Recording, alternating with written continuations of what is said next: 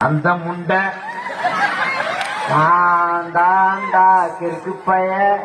ஏன் குடிய கெடுக்க வந்த கிறுக்கு முண்டை அதான்